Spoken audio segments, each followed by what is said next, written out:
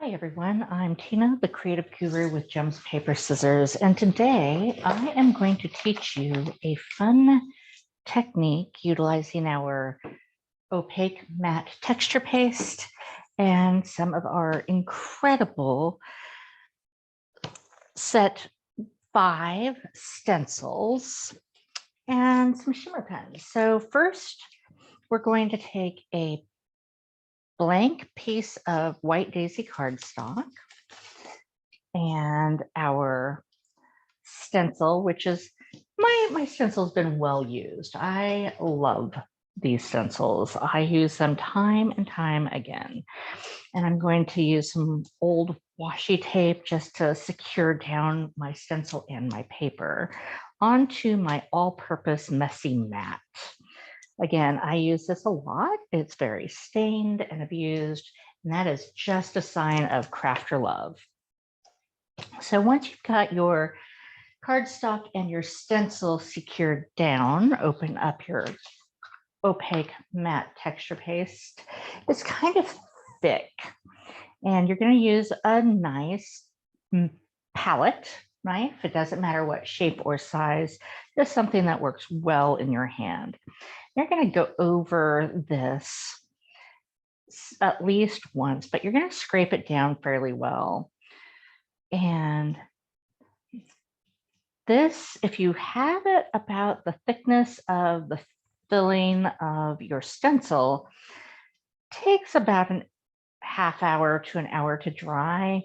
But I typically just go ahead and do all of my stenciling one day, and then the next day I come back to it because I want it cured all the way down. Now you can take your heat tool and going ahead and dry it faster. And it adds an extra little element of bubbling texture, which is also fun if that's the look you're after. So play around with it, get familiar with your texture pastes. I love texture pastes. I am a texture person. I'm all about tactile uses and effects. So I use all of my texture pastes quite a bit. So once you've got that done and you've allowed it to dry, you're going ahead and lift it off. Always clean your materials as you go. So you're going to lift that off once it's all dry, and you have this really nice textured pattern. It works so nice, and it's kind of like creating your own embossing folders, but better, because it's so super tactile. I'm going to slide that one off to the side so it can dry and wipe down my surface. And again, you'll want to wipe down your folders and tidy things up as best as you can in between uses. It dries fairly fast. So then once your cardstock is nicely dry, like this one is, you're going to take a variety of shimmer pens. Now, for this project, I'm going to be cutting out flowers. So I want it really spring oriented and colors that I would originally think are great for flowers. So in this case, I have lemonade, Sundance, flamingo, raspberry, mint, and lagoon.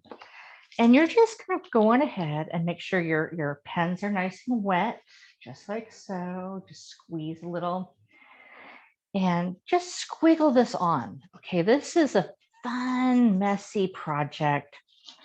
And this time I'm going to go with a lot of yellows because I want something warm. My sample that this is going to follow on isn't quite so bright. I'm adding some Sundance for a little bit of orangey yellow. And again, you go ahead and get it started, get nice and juicy. You can go over your lighter colors if you want. And just keep adding color until you're really happy with the little mix that you've got. And if your pen starts drying out, just add more.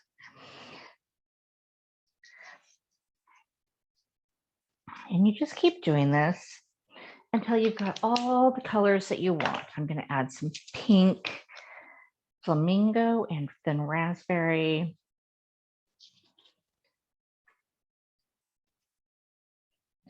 I did find in my sample making that the raspberry is really a strong color. So if you want something lighter, stick with the lighter things. If you want that pop of boom colors, by all means, add it.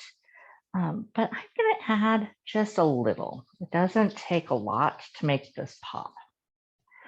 Just like so. The mint. Have to make sure it's a little bit juicy, squeeze here and there. And you can fill in these little pieces that aren't textured with your texture paste, but it's all up to you. This isn't a perfection kind of marbling effect. This is let your wild and crazy loose, right? So just like this, again, the lagoon is strong. It's going to pop above others. And if you get too much, just go back over it with one of the lighter colors. I'm going to let this one dry because I do actually have a project plan for this strong colors. Then again, wipe down your project area or your workspace. So once it's dry, you end up with something like this. And in this case, after I used my stencil pack and my texture paste and palette knife, I broke out my layered flowers thin cut. And I used this set right here, to cut into my dry, finished, nice and sparkly, shimmery patterned paper to get this. And I love it, right? So we're just going to go ahead and do a quick finish up of this project, and you'll see how this really worked out. Okay, so I have my white daisy card base. I have some of our color of the year cardstock pre-cut. I'm just going to use our tape runner, which I love our tape runner. It fits nicely in my hand. It stores and travels great. And it just makes a lasting connection. So I have some scrapbooks from years gone by, and I find that not every company's tape runners adhere as well. So I have some scrapbooks that are well over 10 years old that I used with a different brand, and they did not stay put together as well as the ones that were put together with our close to my heart adhesive. So I took a piece of our Sundance cardstock, a little bit of our black core. Is this amazing or what? It really pops. Black core, black cardstock. I'm going to set that off to the side just a little. I'm kind of winging this. I kind of did some pre-cuts, but not a real plan as to how I wanted it to go together. Then, like I said, I used the layered flowers to cut out some basic cardstock, and then my textured cardstock that has the shimmer pen, so it's got a little bit of bling. And I'm going to use a tiny smidge of our thin 3D foam tape to make this flower pop better. And you can tear this, or you can use some non-stick micro-tipped scissors to get this all the way you want it. I'm not adding a ton. Some things I go a little crazy on my foam tape, but this is not going to be one of them. I'm just putting them on almost every other one, although it isn't an even number. So I am going to add just a little extra over here and a little blob in the middle, so that when it goes through the mail, it will still stand fast. Just peel off our handy little backing.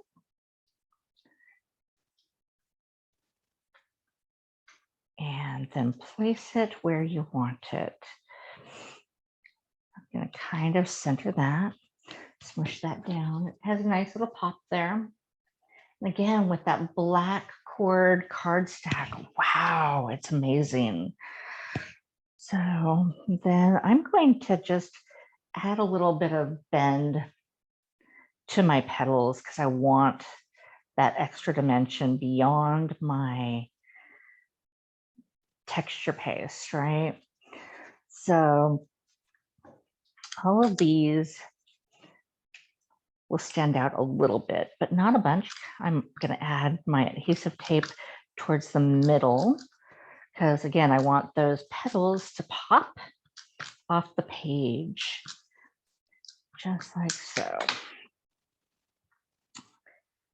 Then each of these has kind of a direction, but I'm going to offset it just a tiny little bit because I want that wild berry to really stand out. So just like so, as you can tell, I've curved that up a little. And so it's just got a really nice flow. I could go ahead and leave it there, but I did cut out a little bit of the Sundance.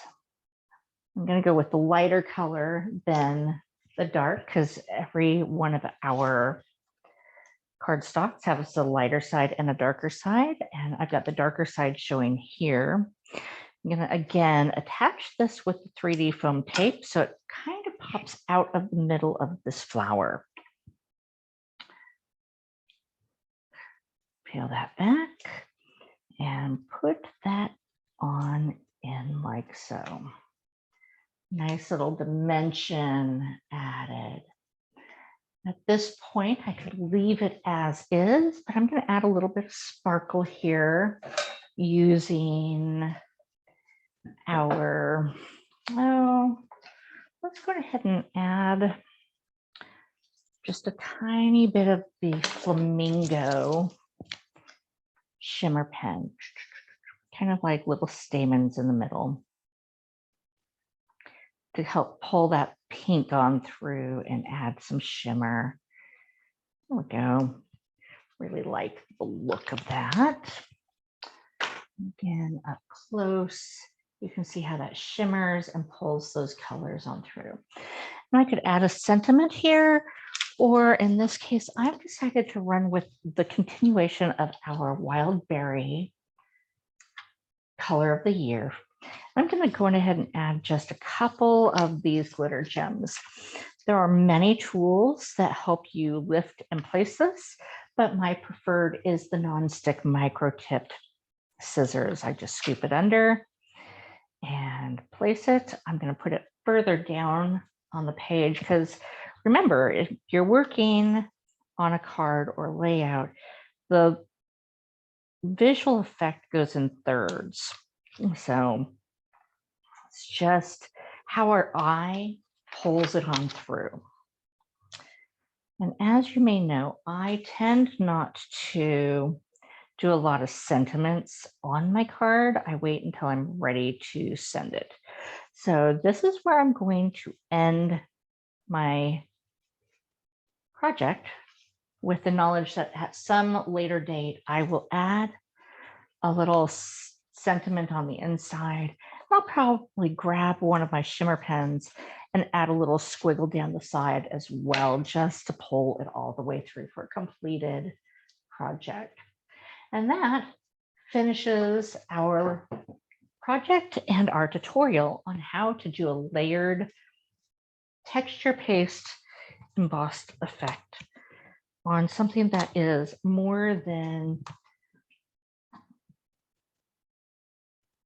the image begins. It's got that layered aspect and it changes the shape because of the thin cuts. I've done this on leaves going down on a tree. The imagination is the only thing that's going to limit you. Thanks for now. Be sure to like, comment, share, and subscribe here on my YouTube page. If you'd like to learn more tips, tricks, and projects, by all means, sign up for my newsletter. Have a great day, everyone. Bye for now.